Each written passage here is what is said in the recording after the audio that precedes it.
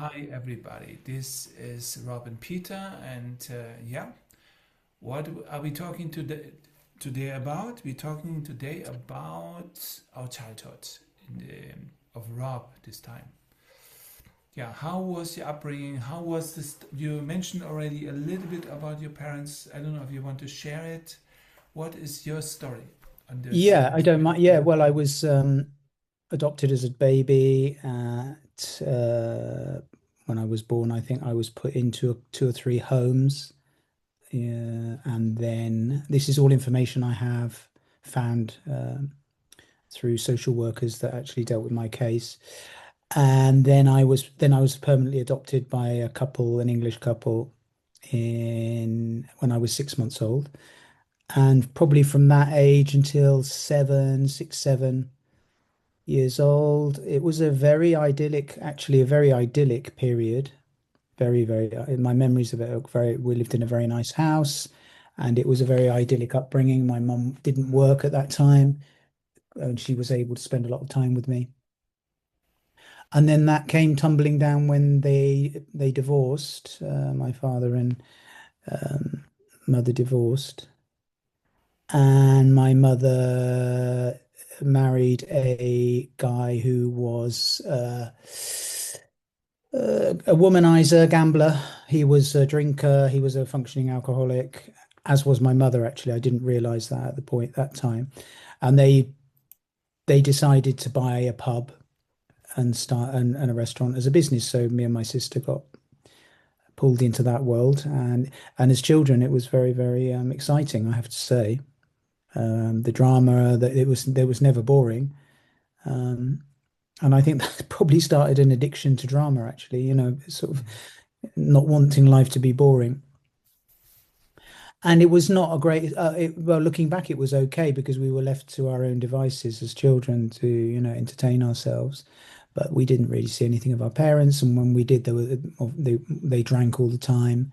Um, you're seeing the worst side of adults, I suppose, when they're out carousing of an evening, having partying and uh, so it was in some ways quite good. I suppose we're independent and kind of learned to look after ourselves, but perhaps there was a lack of stability and a feeling of it being safe. Definitely didn't feel safe. There was always, and I think this comes into the thing I think we've spoken about being hyper vigilant, where you just like, okay, mum's a bit drunk, so she's quite friendly and quite so she'd show a lot of affection when she was drunk.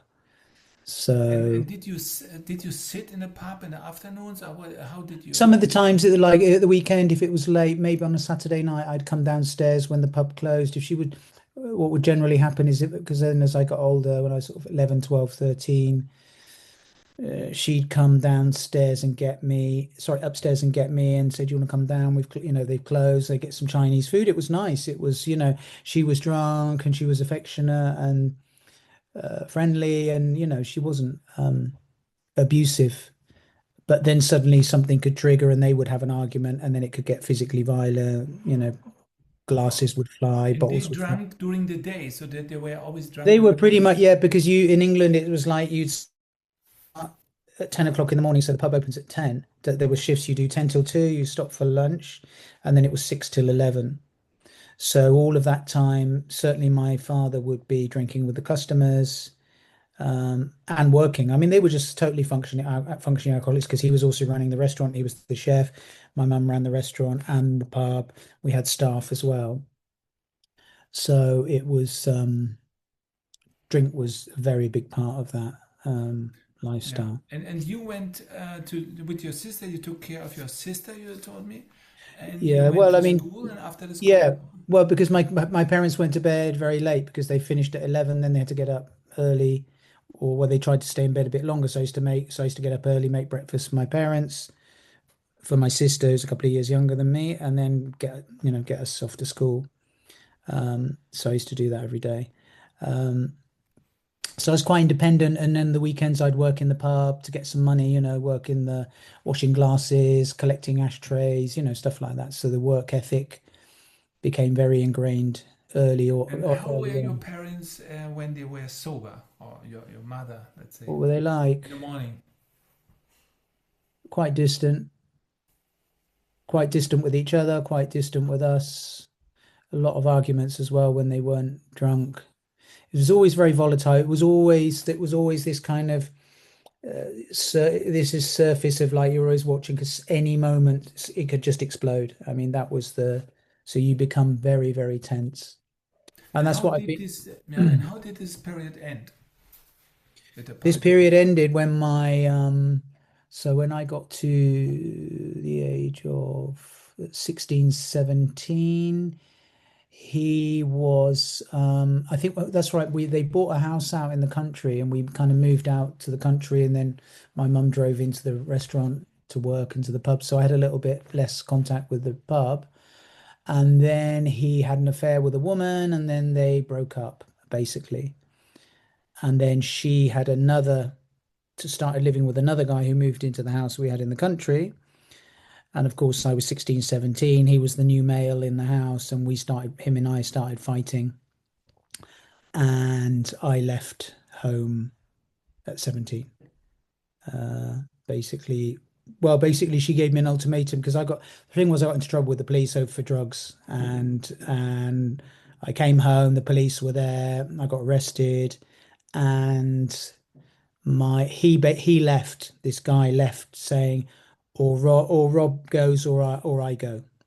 So I kind of said to her, well, listen, it's going to be easier if I go, and I went. So I went, so I left at home at 17, and then um, went and lived with some friends, and then went to London, started squatting in London, living in squats and working and sampling all the delights of London in the 80s, drugs and drink and women and, wine, women and the song, as Ramakrishna says. Yeah, got caught up in completely in Maya for quite a number of years.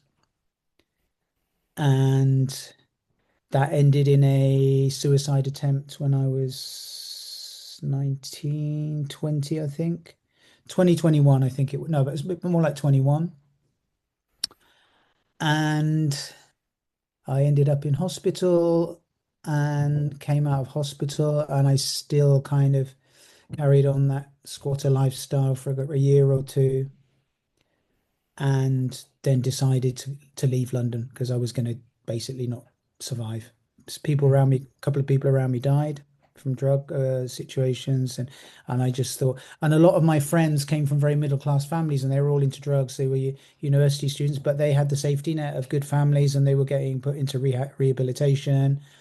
All the families were coming and bailing them out, and I didn't have that. I didn't have that because at that Yeah, point my mum had gone. They didn't have really a family at that point, so I just got the opportunity to come out over to Spain, and I came to Spain, and I stopped drugs, stopped drink everything. I never drunk or taken, never drank. I think maybe drunk a couple of times since, and I stopped taking drugs 35 years ago. Yeah, and then spirituality became the new drug because the new high suddenly thought, wow, hey, hang on, you can do Reiki and get absolutely high, and you can do, meditation, and I could see myself flying over the Amazon, and I could get into these altered states, and that became my new drug of choice.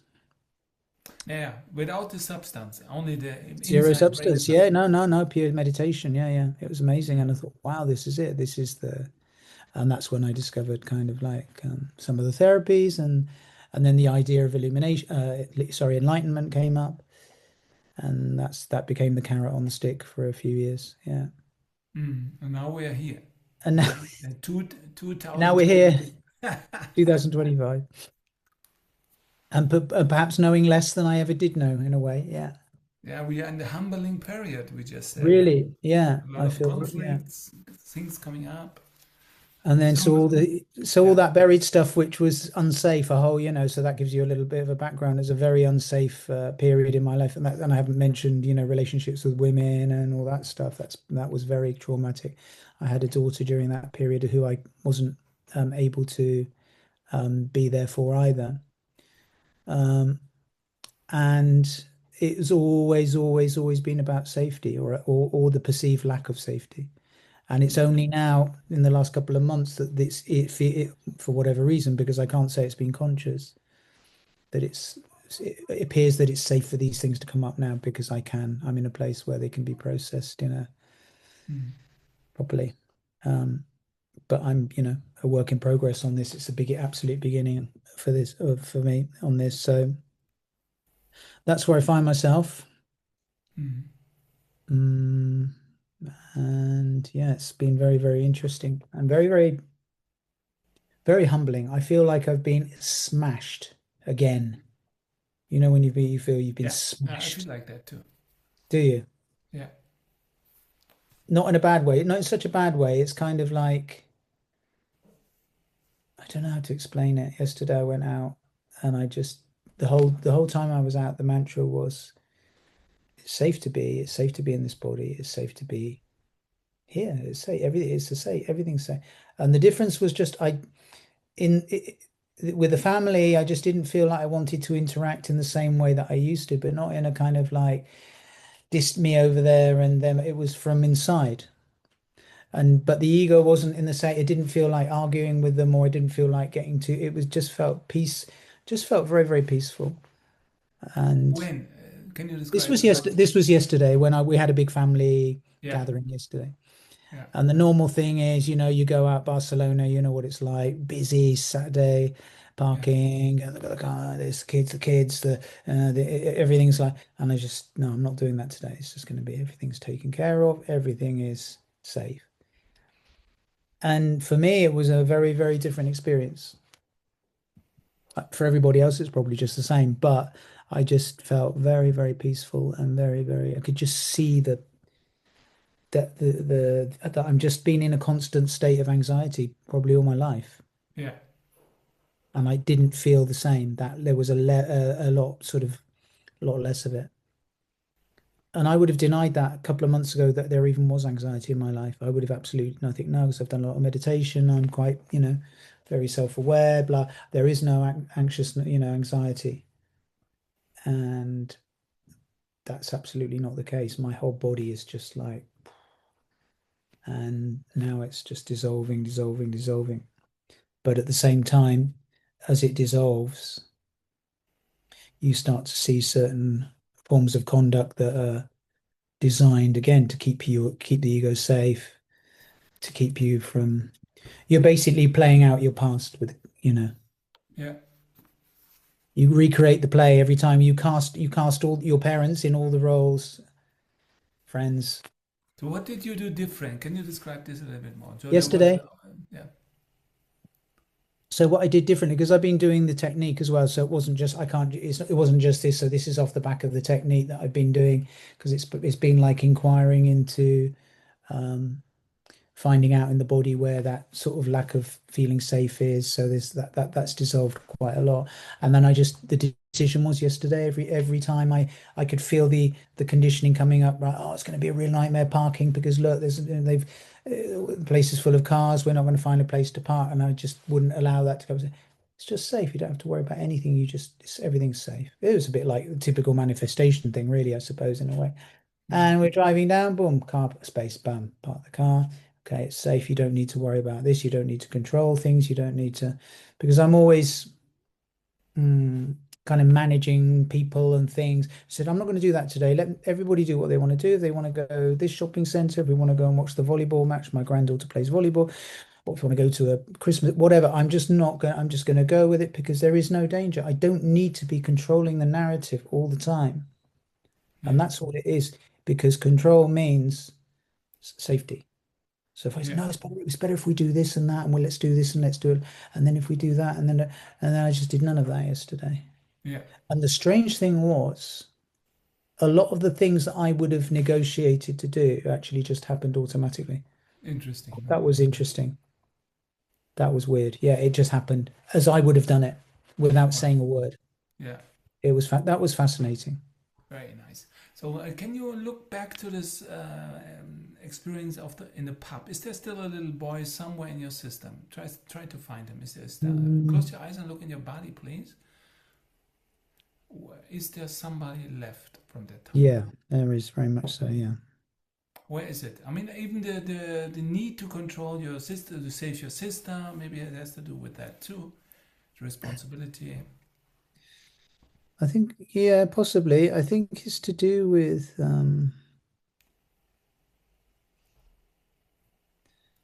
there was an experience with my father.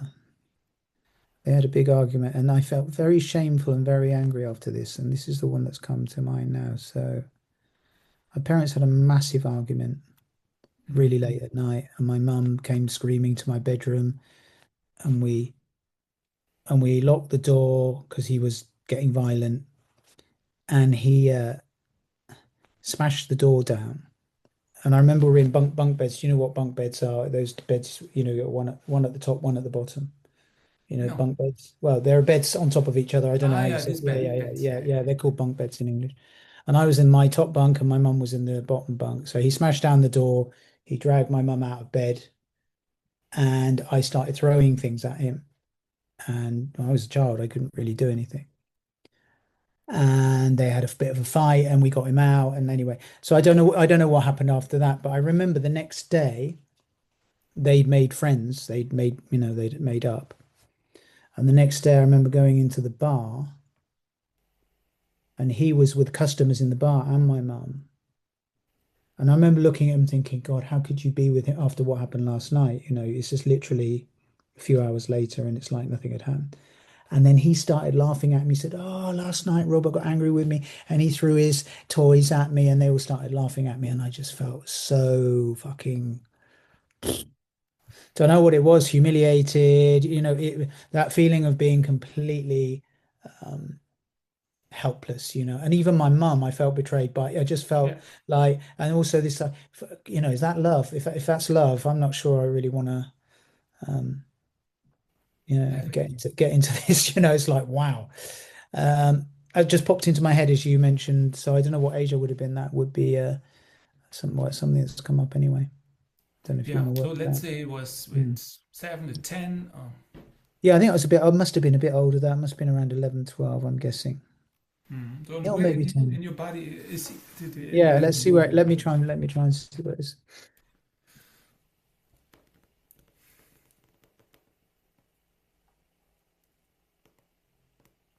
Mm.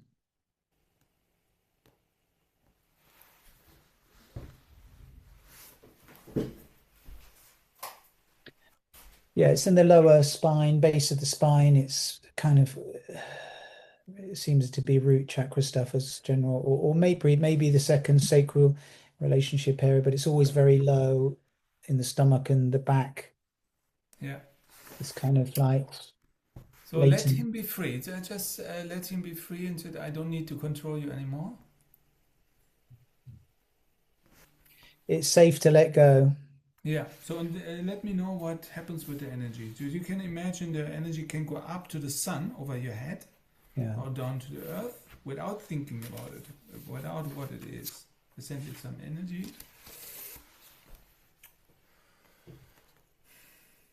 Mm. Yeah. So it's trying to move. I can feel the energy trying to wants to move. Without thinking what it is. Just let it be free. It's just energy without the story.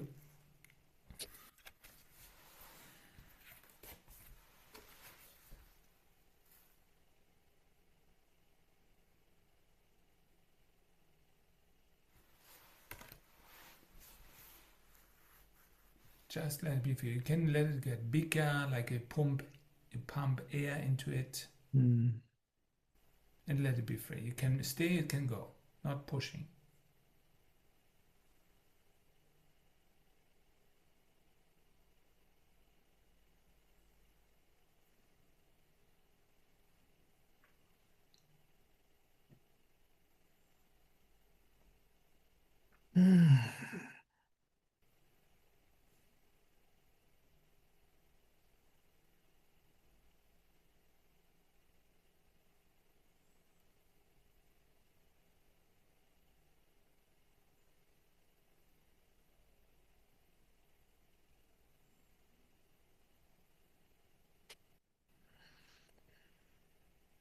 So, what is happening?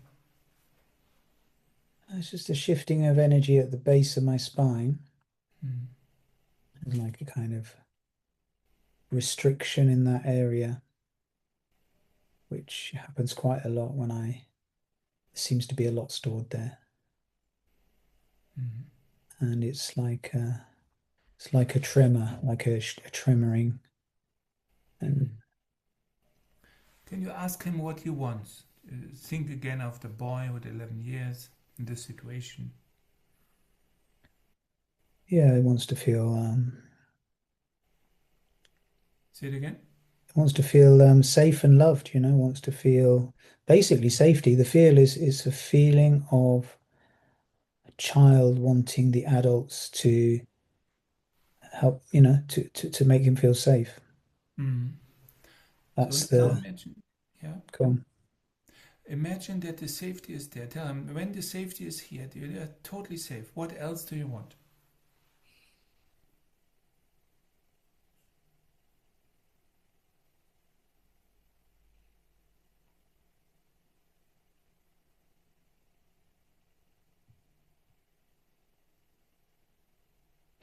Nothing really. If I feel safe, I feel cared for, I feel loved. I don't feel a need for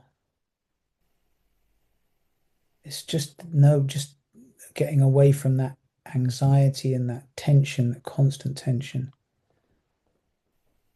It's just it's just it's just an opening into feeling of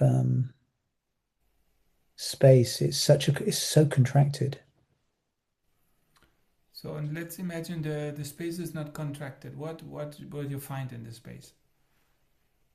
Relief, peace, So freedom, but the core value is peace, right? You have peace and happiness, feeling happy to express myself, happy not to express, just it's not, yeah, peace. Peace would be the,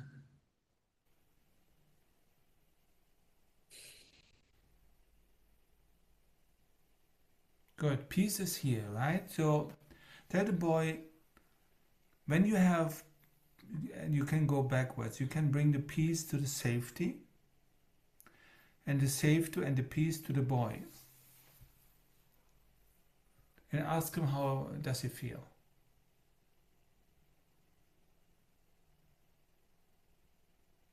happy, Mhm. just happy, Good. Can you content. ask him to come to you, to grow up, to come older until he reaches your age and unite with you? Mhm. Mhm. And you, when he wants, he will bring him this blessing of safety and above all else of peace, all the way to this timeline of the boy, all to your life, but to all your experiences, if he wants to do that.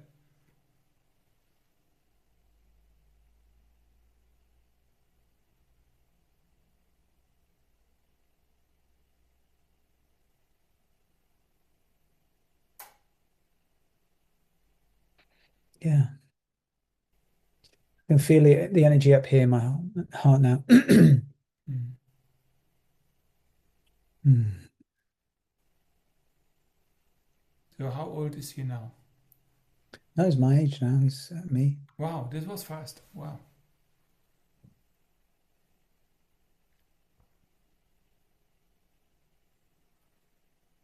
How does does you feel? How does he feels? Peaceful in the heart. Just you can feel the heart. There's a bit of actual physical pain in the back, my heart. Hmm. So there's a connection. So the energies come up to the heart.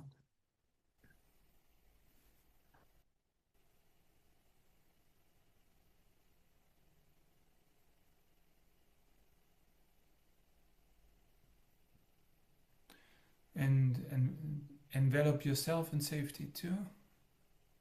Yeah, I can see Paramahansa. I can see Jesus. Red. It's very pink light. Wow. It's wrapped around us.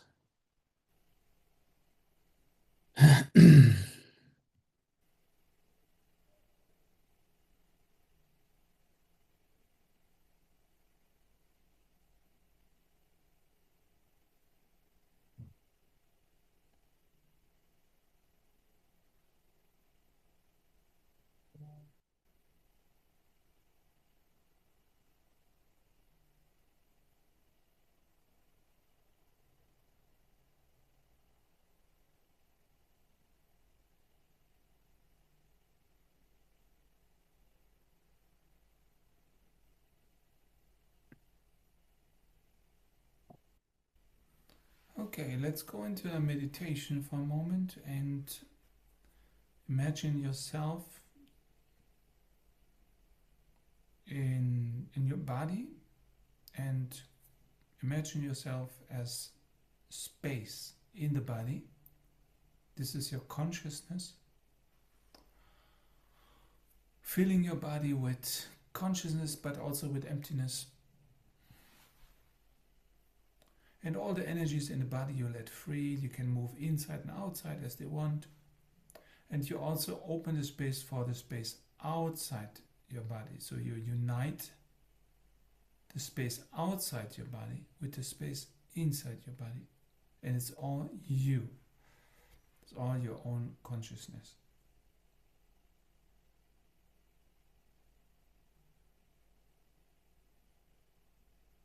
And you also unite the space of all things with you. All the things are empty. There's space inside, which is united with the outside space. The space has no boundaries. It goes to the walls of your house, to your chair, to the ground. And you extend as the one consciousness, as you. And you are already everywhere. You don't need to extend, only your self-awareness. The space is already you, and we just rest for a moment in the space, as the space.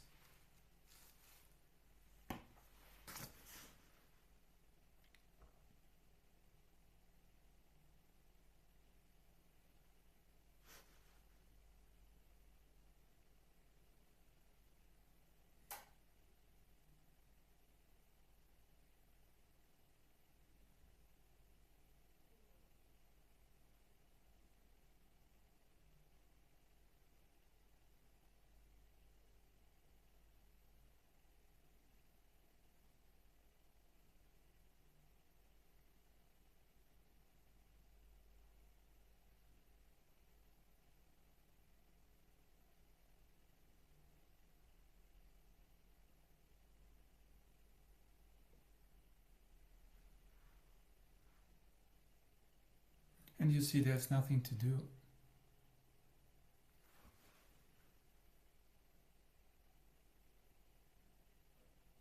And your breath is moving to the space.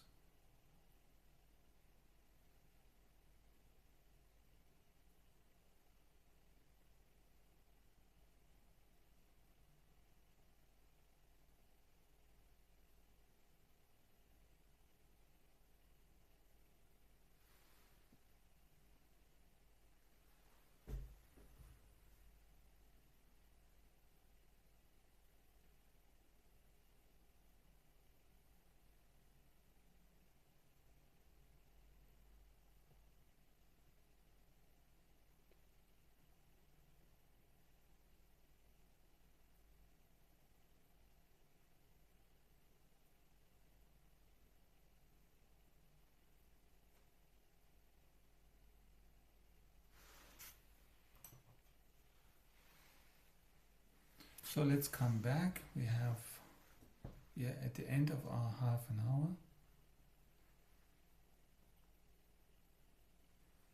How are you, Rob?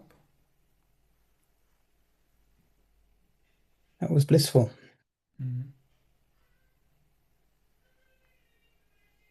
Okay, then we don't want to disturb the bliss. And we wish you a nice day and see you next time.